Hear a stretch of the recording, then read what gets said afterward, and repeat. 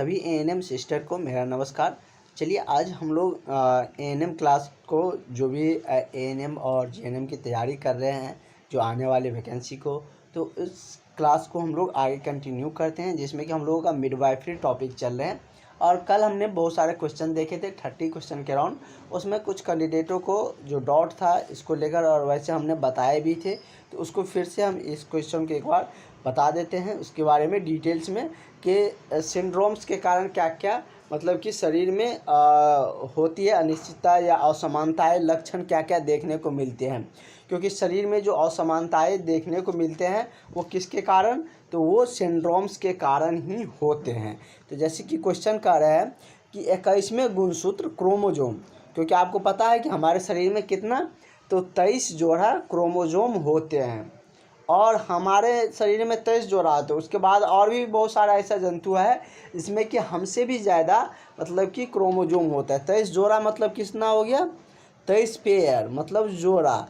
एक पेयर में कितना, 2 होता है, तो मतलब कि 46 क्रोमोजोम होते हैं मानव के शरीर में। उसके बाद यदि हम बात करें तो कुत्ता में इससे ज़्यादा होते हैं, कबूतर में 80 जोड़ा होता है, सबसे ज़्यादा होता है टेरिफोफाइटस में सर्वाधिक होता है 1600 क्रोमोजोम होता है। कितना होता है, 1600 क्रोमोजोम होता है। सबसे कम जीवाणु में होता है, जीवाणु में एक ही क्रोमोजोम होता है। कितना होता है, एक ही क्रोमोजोम होता है। लेकिन हमारा क्वेश्चन उससे अलग है, कह रहा है कि 21वें गुणसूत्र क्रोमोजोम का संबंध होता है किससे, डाउन्स सिंड्रोम, टर्नर्स सिंड्रोम्स या क्लाइनेफेल्टर सिंड्रोम्स या कैसेरियन सेक्शन।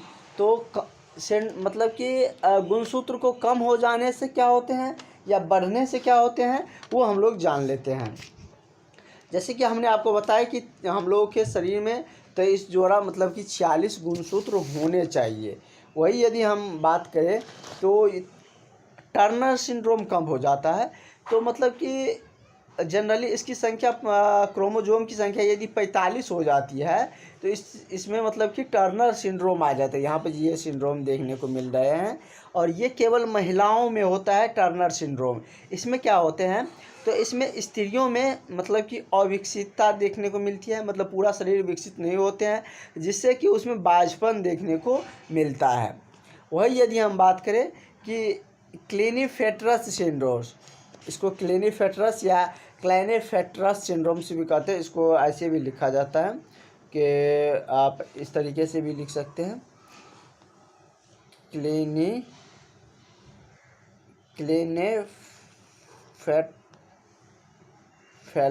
क्लेनेफेल्टर सिंड्रोम भी, या ये वही लिखा हुआ है क्लेनेफेल्टर्स के या क्लेनेफेल्टर सिंड्रोम। ये वे सिंड्रोम होता है जिसमें कि क्रोमोजोम की संख्या 47 हो जाता है और ये केवल पुरुषों में होता है, जिससे कि पुरुषों में नपुंसकता देखने को मिलते हैं। उसके बाद डाउन सिंड्रोम्स के बारे में जानते हैं। डाउन सिंड्रोम क्या होता है, इसमें क्रोमोजोम की संख्या 47 होती है, या मेल फीमेल दोनों में होते हैं। इसमें शरीर बेडोला हो जाता है, मतलब कि जीभ और होंठ मोटे हो जाते हैं। शरीर मतलब कि मनुष्य मंद बुद्धि का हो जाता है। कोई आप लोग देखते होंगे जब बच्चा जन्म लेता है तो वो मंद बुद्धि का होता है, या धीरे धीरे वो मंद बुद्धि होने लगते हैं, मंगोल टाइप का होने लगता है, तो समझिए उसमें क्या होता है, डाउन्स सिंड्रोम्स आ गया। तो मतलब क्या कर रहा है, मतलब कि डाउन सिंड्रोम मतलब कि उसमें 47 क्या हो गए, क्रोमोजोम की संख्या हो गए। तो इस तरीके से मतलब कि आपका कह रहा है कि कौन सा सिंड्रोम आ जाते हैं 21वें क्रोमोजोम से संबंध, तो डाउन सिंड्रोम से आते हैं। इसका लक्षण क्या है ये हमने आपको डिटेल्स में बता दिए, ठीक है। आगे हम लोग बढ़ते हैं।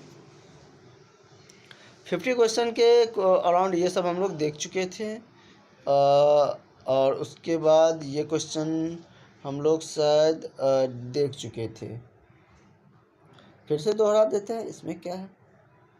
हाँ, लेकिन जो भी अभी तक क्लास नहीं ज्वाइन किए हैं वो सारे कैंडिडेट क्लास ज़रूर ज्वाइन कर लीजिए, क्योंकि जो नई बहाली आने वाले हैं, जो 1300 का ऐलान हो चुका है, दिवाली से पहले बहाली होंगे, उसके बाद फिर 15,000 बहालियाँ हैं।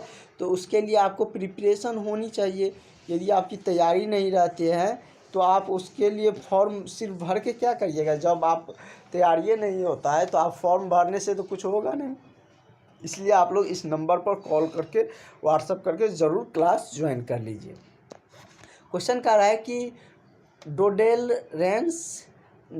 डोडेलेंस बेसिलिन पाया जाता है, कहाँ पर पाया जाता है? सिर में, नाक में, योनि में या कान में? तो ये कहाँ पर पाए जाते हैं? तो ये आपका पाया जाता है योनियों में। कहाँ पाया जाता है? योनियों में। कैसी? डोडेलेंस जो बेसिली होती है वो कहाँ पाया जाता है? तो स्त्रियों के योनि में पाए जाते हैं। ये पूछ दिया जाए या प्यूबिक हेयर पूछ दिया जाए तो ये सब कहाँ पे पाया जाता है? तो मतलब कि स्त्रियों के योनि में ही पाए जाते हैं। उसके बाद है कि भ्रूणीय विकास में गर्भ फेटस के तंत्रिका तंत्र का निर्माण होता है कहाँ? एक्स्ट्रोडर्म से या सेरोक्सा से या मेसोडर्म से या एंडोडर्म से? तो कहाँ से होता है भ्रूणीय विकास गर्भ में? तो ये आपका होता है एक एक्टोडर्म से। कहाँ होता है? एक्टोडर्म से इसका विकास होता है। तो इसका करेक्ट आंसर आपका ऑप्शन नंबर ए सही हो जाएगा। कह रहा है कि असामान्य प्रसव की किस अवस्था में गर्भवती को जानुवक्ष अवस्था में रखना लाभदायक होता है? किस अवस्था में? जन्म पूर्व रक्तस्राव हो रहा है तब, या नाल भ्रंश की अवस्था में, योनि भ्रंश, या जन्मोत्तर रक्त अवस्था में? तो किस अवस्था में रखा जाता है? तो ये जन्म पूर्व रक्त अवस्था हो रहा है तो उस समय में इसको रखा जाता है जानुवक्ष अवस्था में। ठीक है, करेक्ट आंसर इसका ऑप्शन नंबर ए सही हो जाएगा। अगला है कि अस्थैनिक गर्भावस्था जो एक्टोपिक प्रेगनेंसी की जो मतलब कि फटने से उत्पन्न संभावित लक्षण क्या हो जाता है? निचला उदर में अचानक मतलब कि जब गर्भावस्था फटने के आते हैं तो उसमें क्या लक्षण उत्पन्न होने लगते हैं? निचले उदर में अचानक ऐंठन युक्त दर्द आने लगता है, या उसमें तीव्र रक्तस्राव होने लगता है, या निर्जलीकरण आ जाता है, या रक्त शर्करा बढ़ने लगता है। ये क्या होता है? मतलब कि निचले जो उदर का भाग होता है, पेट का निचला भाग होता है, उसमें ऐंठन युक्त दर्द आने लगे तो आप पेशेंट को मतलब कि समझ जाइएगा यदि पेशेंट में ऐसा हो रहा है तो उसमें क्या हो रहा है? अस्थैनिक गर्भ अवस्था के फटने की उत्पन्न की संभावित लक्षण आने लगे हैं। ठीक है, सबकी गर्भावस्था फटने की स्थिति में आने लगा है। अगला क्वेश्चन कह रहा है कि प्रसव में जुड़वा गर्भों का अधिक पर्याप्त खतरा कौन सा है? कह रहा है कि प्रसव के समय में जुड़वा गर्भों का अत्यधिक पर्याप्त खतरा कौन सा रहता है? प्रसव उत्तर रक्तस्राव का, या रज्जु निकल आने का, या बाधे हुए जुड़वा का, या संक्रमण का? तो प्रसव में जुड़वा गर्भों का जो अत्यधिक प्राय का खतरा रहता है वो क्या चीज़ का रहता है? तो वो रज्जु निकलने का खतरा रहता है। किसका?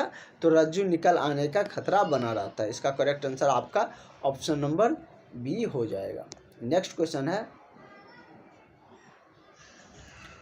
कह रहा है कि गर्भस्थ के समय पाए जाने वाले लिक्विड एमनी की सामान्य मात्रा कितनी होनी चाहिए? 700 से 1000 ml, 1000 से 250 ml, 2500 ml, 2500 से 3000 ml, या 3000 ml से ज़्यादा। ml मतलब मिलीलीटर। तो कितना होते हैं? तो ये आपका 700 से 1000 मिलीलीटर के ही मध्य में इतना ही होना चाहिए, इतना के बीच में होनी चाहिए। इसका करेक्ट आंसर आपका क्या हो जाएगा? ऑप्शन नंबर आपका ए सही हो जाएगा। नेक्स्ट क्वेश्चन कह रहा है कि नितंब प्रस्तुति के साथ जुड़वा सबसे बड़ा खतरा क्या है? तीव्र प्रसव का, या पैर निकलने का, या बाहु निकलना, या रज्जु निकलने का?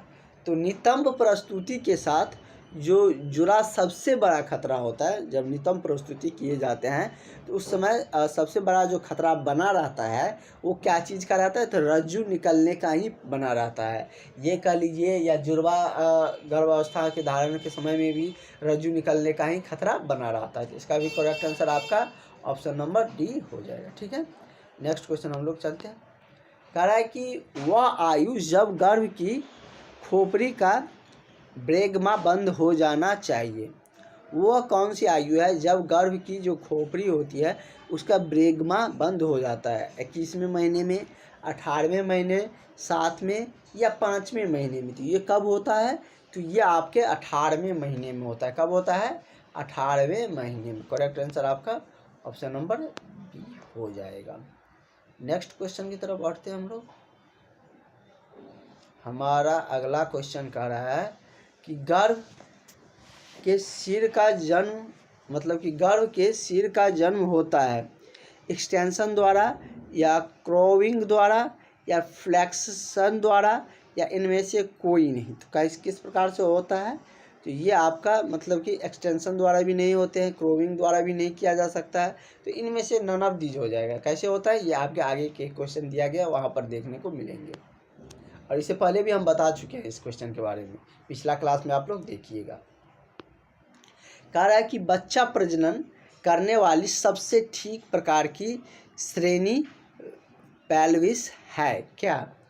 अंडा आकार प्रयत्न या हृदय आकार प्रयत्न पेल्विस जिसको बोलते हैं, या गोलाकार प्रयत्न या वृक्काकार प्रयत्न?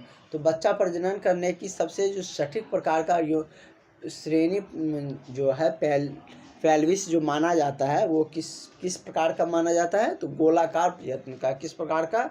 तो गोलाकार का। करेक्ट आंसर आपका ऑप्शन नंबर सी हो जाएगा। अगला कह रहा है कि बच्चों को ऊष्मा यंत्र इंस्यूबेटर में रखा जाता है, मतलब ऊष्मा यंत्र में जो रखा जाता है क्योंकि यह सदमे को ठीक से करने में सहायता आता है, या शरीर को तापमान को समान बनाए रखने में, या पेशियों की सक्रियता कम करने में, या यह वृद्धि एवं विकास के सुगम बनाता है। तो बच्चों को ऊष्मा यंत्र में रखा जाता है क्योंकि उससे क्या होता है? तो उससे मतलब यह शरीर के तापमान को समान बनाए रखते हैं। अभी आप इस केस को कब देखते हैं? जैसे कि 9 महीने में नॉर्मली डिलीवरी होते हैं, लेकिन कुछ डिलीवरी ऐसे भी होंगे, आप जहाँ पर जॉब करिएगा तो आपके पास ऐसे भी पेशेंट, ऐसे भी केसेज आ जाएंगे कि मतलब कि डिलीवरी 9 महीने से पहले 7 महीने में ही हो गया। उस समय में बच्चों को तापमान मेंटेन करने के लिए इसकी ज़रूरत पड़ती है ऊष्मा यंत्र की, तो उस समय में ये सब प्रक्रिया अपनाया जाता है। ठीक है, इसका भी करेक्ट आंसर आपका ऑप्शन नंबर बी हो जाएगा। ठीक है, नेक्स्ट क्वेश्चन की तरफ हम लोग बढ़ते हैं। अगला क्वेश्चन आपका क्या कह रहा है? कह रहा है कि पस पीयूष ग्रंथि से निकलने वाला हार्मोन जो प्रजनन अंगों एवं स्तन कोशिकाओं को प्रभावित करता है उसको क्या कहते हैं? प्रोगेस्टेरॉन या वैसोप्रेन या कॉर्टिकोस्टेरोन या ऑक्सीटोसिन? तो क्या कहा जाता है उस ग्रंथि को?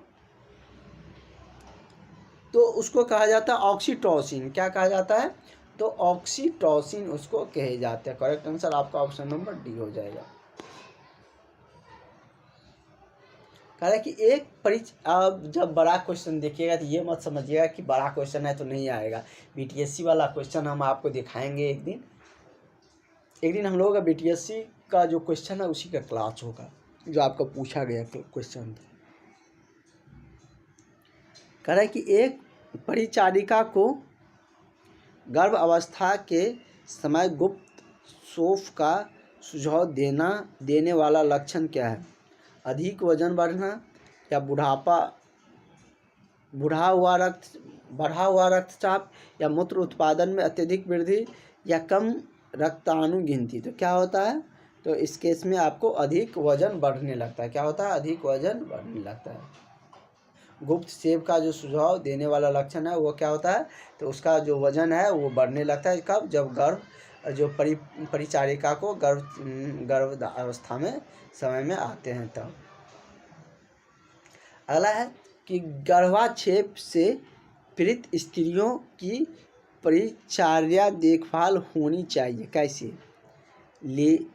लिथोटोमी अवस्था, या अधोशीर्षी अवस्था, या डाई अर्ध अधोमुखी अवस्था, या पृष्ठीय अवस्था? तो कैसी होनी चाहिए? तो ये आपका मतलब कि पृष्ठीय अवस्था होनी चाहिए। कैसे? देखभाल के लिए पृष्ठीय अवस्था होनी चाहिए। तो करेक्ट आंसर आपका ऑप्शन नंबर डी हो जाएगा। अगला क्वेश्चन कहते हैं इन्वेस्टमेंट इफेसमेंट होते समय ग्रीवा हो जाती है, मतलब ग्रीवा क्या हो जाता है? इफेसमेंट के समय में ग्रीवा छोटा हो जाता है, मोटा, पतला या लंबा हो जाता है। तो कैसे हो जाता है ग्रीवा? तो इफेसमेंट के समय में ग्रीवा छोटी हो जाती है। कैसे हो जाती है? छोटी हो जाती है। इसका करेक्ट आंसर आपका ऑप्शन नंबर ए सही हो जाएगा। नेक्स्ट क्वेश्चन की तरफ बढ़ते हैं। कह रहे कि पेडोलिक गर्भवर्तन में गर्भ को प्रस्तुत होने के लिए बनाया जाता है किससे? कंधे द्वारा, सिर द्वारा, या एक या दोनों निचले उपांगों द्वारा, उपांग मतलब अपेंडिक्स जिसको बोलते हैं इंग्लिश में, या इनमें से कोई नहीं। तो कैसे बनाए जाते हैं? तो इनको बनाया जाता है मतलब कि एक या दोनों निचले उपांग के द्वारा। इसका करेक्ट आंसर आपका ऑप्शन नंबर डी हो जाएगा। अगला क्वेश्चन आपका कह रहा है कि कौन सा एक स्त्राव एंटेरियो पिट्यूटरी ग्लैंड, क्या कह रहा है कि एक स्त्राव मतलब कि पिट्यूटरी ग्लैंड आपके गले में होते हैं, जो कि गले से कनेक्टेड मतलब कि हृदय से कनेक्ट होकर मतलब कि सर तक जोड़ने का कार्य करता है, जो आपका पिट्यूटरी ग्लैंड है। वही कह रहा है कि एक जो स्त्राव एंटेरी अगर दिक्कत होगा तो हम कल पिट्यूटरी ग्लैंड को फिगर के साथ समझा देंगे। पिट्यूटरी ग्लैंड का नहीं है मतलब कि कौन सा स्त्राव, तो ये मतलब कि उसके द्वारा कौन सा स्त्राव नहीं होते हैं, तो इनके द्वारा आपका ऑक्सीट्रोन नहीं होता। क्या ऑक्सीट्रोन नहीं होता? तो इसका करेक्ट आंसर आपका ऑप्शन नंबर डी हो जाएगा। अगला कह रहा है कि माँ बनने वाली स्त्री को बताना चाहिए कि दूध एक निम्न स्रोत है। क्या चीज़ का स्रोत? जब माँ बनेगी और जो स्त्रियाँ, तो आप उसको क्या सजेशन देंगे दूध को लेकर? क्योंकि बच्चे को दूध पिलाएंगे स्वस्थ रहने के लिए, तो उसको मतलब कि आप किस तरीके से बताना चाहिएंगे कि दूध के बारे में कि उसमें कैल्शियम होता है, लोहा, विटामिन, या इनमें से कोई नहीं। तो क्या होते हैं? दूध किस चीज़ से युक्त होते हैं? तो वो कैल्शियम युक्त होता है। और कैल्शियम से क्या होता है? मतलब कि हड्डी मजबूत होते हैं, शरीर में मांसपेशियों मतलब कि तक उसका बल पहुंचता है, और जो रक्त बनाने मतलब कि हड्डियों के द्वारा आरबीसी डब्ल्यूबीसी का भी फॉर्मेशन होते हैं, क्योंकि हड्डी मजबूत होंगे तो उसमें और भी बहुत सारा विटामिन पाए जाते हैं। तो इस तरीके से मतलब कि क्या कैल्शियम उसमें माँ के दूध में क्या होता है, मतलब बहुत ज़्यादा, और भी बहुत सारा स्रोत रहते हैं लेकिन कैल्शियम का ज़्यादातर उसका स्रोत उसमें होते हैं। अगला कह रहा है कि निषेचित अंडे का गर्भाशय की दीवार पर आरोपण किस दिन पूर्ण हो जाता है? मतलब निषेचित अंडे का गर्भाशय की दीवार पर, जो गर्भाशय का दीवार होता है वो हमने आपको फिगर में बताए थे, दिखा भी दिए थे। निषेचन की प्रक्रिया, फर्टिलाइजेशन की प्रक्रिया भी हमने आपको बताए थे, किस तरीके से पुरुष का जो क्रोम कह लीजिए उसका जो पुरुष का जो ये हमने पिछले क्लास में बहुत सारे डिटेल्स में बताए थे। हालांकि टर्म पर प्लेसेंटा का वजन लगभग कितना होता है? मतलब कि कितना होता है? 100 ग्राम या 300 ग्राम, 500 ग्राम या 1000 ग्राम? तो कितना होता है टर्म पर? तो इस पर इसका जो वजन होता है वो 500 ग्राम होता है। कितना होता है? 500 ग्राम होता है। मतलब कि निषेचन में, फर्टिलाइजेशन में हमने आपको बताए थे ना कि पुरुष का जो जब शुक्राणु फीमेल बॉडी के योनि के माध्यम से शरीर में इंटर करता है, जो कि ओवरी अंडाशय में जाकर वहाँ पर निषेचित हो जाता है, तो इस तरीके से फर्टिलाइजेशन की प्रक्रिया होती है। तो वही कह रहे हैं कि कितने दीवार पर जो आरोपण होता है गर्भाशय पर, वो पूर्ण दिन कितने में दिन में होते हैं? 5 में, 11 में, 20 में या दूसरे दिन में? तो ये किस दिन में होते हैं? तो ये आपके 11वें दिन में होते हैं। कितने दिन में? 11वें दिन में। अगला है, और प्लेसेंटा के बारे में तो हमने और भी बहुत सारा कुछ जाने थे। अगला क्वेश्चन कह रहा है कि टर्म पर प्लेसेंटा का लगभग कितना भाग फेटल ऑरिगन का होता है? 1/5 भाग, 1/4 भाग, या 4/5वां भाग, या 1/2 भाग? तो कितना होता है? तो ये आपका होता है वो 4/5 भाग। कितना? 4/5 भाग प्लेसेंटा का लगभग इतना फ्यूटल ऑर्गन होते हैं। अगला है कि पोस्ट मैच्योरिटी के दौरान अग्निओटिक द्रव का रंग होता है कैसा। तो इसका जो रंग होते हैं वो ग्रीनिश येलो होता है। कैसा होता है, तो ग्रीनिश येलो होता है। तो इसका करेक्ट आंसर आपका ऑप्शन नंबर सी हो जाएगा। अगला क्वेश्चन कह रहा है कि गर्भ अवस्था के दौरान एमनियोटिक फ्लूइड का कार्य होता है क्या। गर्भ अवस्था के दौरान एमनियोटिक फ्लूइड का जो कार्य होता है वो कैसा होता है, ये होता है मतलब कि जैसे इसमें ये दिया गया है आपका कि यह आघात अवशोषकों के रूप में कार्य करता है। इस रूप में भी अमीनो फ्लूइड काम करता है क्योंकि हमारे शरीर में बहुत सारा ज़्यादा मात्रा में अमीनो अम्ल भी होते हैं। उसके बाद यह तापक्रम को समान भी बनाए रखने में सहायक होते हैं। यह भ्रूण की स्वतंत्रता गति में भी सहायक होता है, ये भी सही है। इसका तीनों ऑप्शन सही है, तो इसका correct answer option number D हो जाएगा। अगला क्वेश्चन कह रहा है कि गर्भ अवस्था के दौरान योनि की पीएच वैल्यू मतलब कि क्षारीय और अम्लीय का जो पता चलता है एसिडिटी का, वह कैसे मतलब कि कितना होता है। पीएच होती है कैसा, अम्लीय, क्षारीय, उदासीन या कभी कभी अम्लीय या कभी क्षारीय होता है।